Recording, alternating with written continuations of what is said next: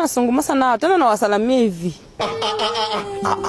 Na hii mkono yangu hii ninasalamianga malaika kwa mkono hivi. Once you consume bangi, you just become a cabbage. Kuna wakati nilienda mbinguni nikaona maajabu huko. Mbinguni kuko ani sawa. Allah. Allah. Mbinguni kuko shwari. Yaani ukikaa tu hivi, yaani hata ama ukitembea hausikii yani venye wewe unasikia hapa duniani tumechoka, sijui nini. Hakuna uongo hiyo. Uongo hiyo. Njaa inakuuma huko? Hapana. Kuna maua imepandwa. Sasa hii story ilianza hivi. Nilikuwa hapa duniani na Yesu. Continue.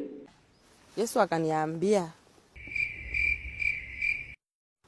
leo tunatembea kule mbinguni. Nakwambia upuzi ambao uko Kenya ni mwingi sana. Niende nikuonyeshe nyumba yake malaika Dorcas. Kundravi. Ambao unatembea na yeye ukaweza kuona mahali ambapo anaishi. Please. Sasa tukaanza safari, tukapaa.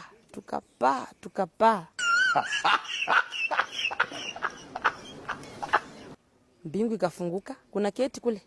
Hey. Chiketi jo sijilio. Na katika zile keti kuna walinda lango ambao wanalinda. Asa when tulifika kwa keti, Yesu anaongelesha na huyu anaambia mlinda lango huyu, yani afungue.